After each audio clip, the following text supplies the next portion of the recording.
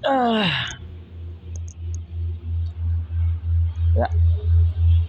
sebenarnya Mas males ya mau ngomong ini, tapi buat apa sih kita bicarain yang sudah kelihatan gitu ya, yang sudah pasti bisa dilihat, bisa disimpulkan, semuanya itu sudah nggak ada gunanya. Karena apa?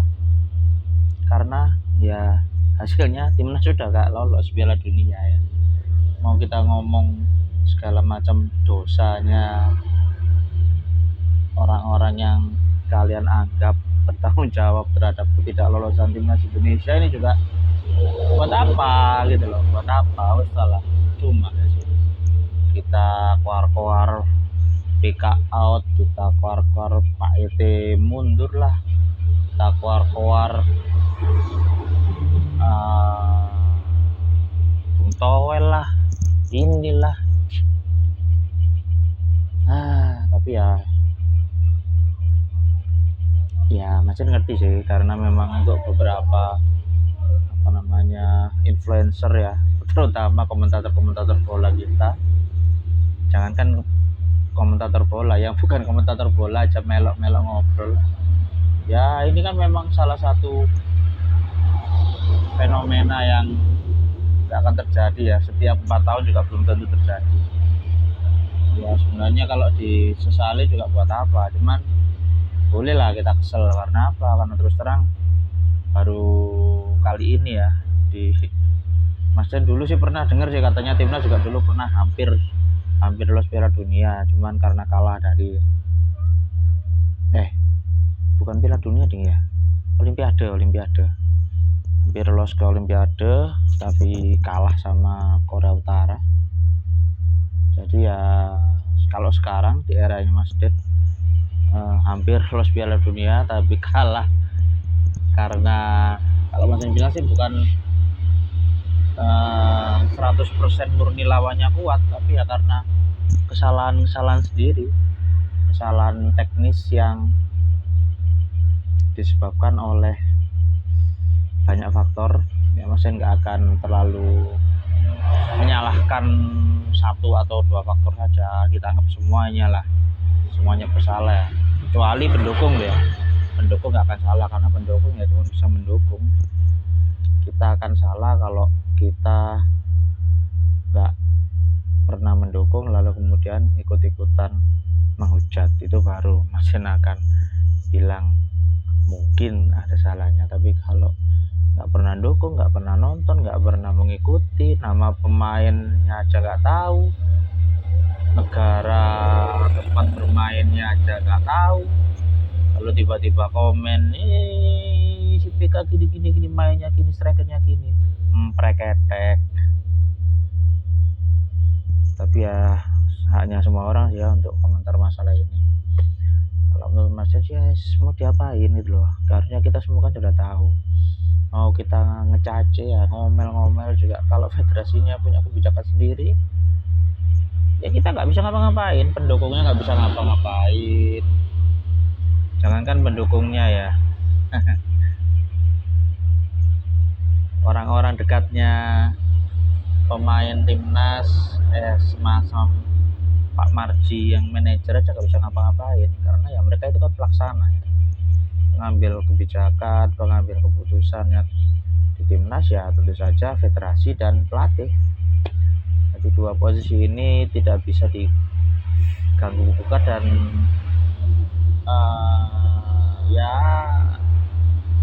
seperti yang kita semua sudah tahu, sejak zaman Piala AFF 2010 sudah terlatih lah mengalami hal seperti ini ya. Diberi harapan membuncah sampai semua fokus ada di situ, ketika segala macam harapan, doa, dan impian tiap kali ada pertandingan di kandang, entah itu di Surabaya, entah itu di Jakarta, di Gelora Bung Tomo, Gelora Bung Karno, atau di mana misalnya ada U23 lagi main di Sidoarjo kemarin itu yang nggak terlalu rame, atau kemudian di mana, di Solo, Manahan juga pernah, kemudian di Sal Arupat, Bogor, selalu penuh, tapi hasilnya ya begini gitu loh. Lalu apa yang mau ditujukan sama mereka ini yang punya jabatan di federasi dan juga di susunan manajemen PSSI ya? Nggak ngerti. Dari awal kita sudah sangat-sangat meragukan kapasitas seorang Patrick Kluivert, meskipun kita juga sempat mendapatkan bujukan atau harapan bahwa dengan adanya asistennya Denny Rajat, Gerard Van den Broek, dan juga Alex Pastoor bisa membuat tim kita, meskipun pastinya akan ada perbedaan dari pelatih kepala yang lama Sintayong, tapi kan nggak sedrastis ini juga ya guys ya. Ya Mas sih terus terang nggak kaget dengan hasil yang diraih timnas. Meskipun sempat punya harapan kita paling tidak adalah kemungkinan untuk lolos langsung.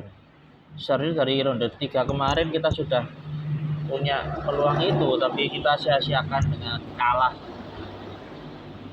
di kandang Cina dan jatuh ketika kita bertandang ke Bahrain serta Australia. Itu yang paling jadi titik balik ya. Masih juga heran sih kalau ada yang bilang Patrick Kluivert itu lebih bagus karena dia baru beberapa pertandingan sudah bisa memberikan Indonesia kemenangan. Iya, tapi itu di kandang semua guys, jangan disamakan lah. Masih jadi jengkel kalau dengar orang ngomong Patrick Kluivert ini sudah memberikan kemenangan lebih banyak dibanding dengan pelatih sebelumnya. Ya sekarang kita lihat STY di kandang Arab aja bisa non-seri, ini sekarang malah kalah dengan pemain yang jauh lebih banyak diasporanya daripada ketika kita pertama kali berkunjung ke Jeddah kan waktu itu. Memang waktu itu mainnya bikin jantung copot ya, tapi kita nggak kalah kan. Ini kita main di Jeddah yang 2 pertandingan serasa final ini malah mainnya anti klimaks. Bukan masalah timnas kita lemah, enggak, banyak kesalahan sendiri. Mainnya amburadul sepanjang babak pertama, kemudian sedikit membaik di babak kedua, tapi itu terlambat. Dan ini nggak ada bedanya seperti ketika melawan Australia di Sydney guys. Di Australia di Sydney itu babak pertama kita menyerang tapi melempem di situ. Dan anehnya ya seperti yang kita semua sudah tahu seperti apa. Kemudian diulangi lagi di mana, di kandang Jepang ya, melawan tim yang memang serius. Kita datang ke sana malah foto-foto, kemudian diulangi lagi guys di Arab Saudi juga foto-foto. Emang nggak serius ya, tuan rumah aja menghadapi kita begitu serius, tapi kita malah dengan bilang sih agak angkuh ya, nyantai gitu, nggak ada seriusnya sama sekali. Tapi ya sudahlah. Jadi kalau kita berharap ada pergantian pelatih juga terserah PSSI mau ganti pelatih, mau nggak ganti pelatih juga terserah udah gitu aja lah. Gimana kalau menurut kalian guys ya? Jengkel juga sih kalau lihat banyak podcast yang bahas ini, tapi ya tetap ujung-ujungnya nggak bisa ngapa-ngapain ya. Komen ya kalau kalian punya pandangan sendiri. Ciao.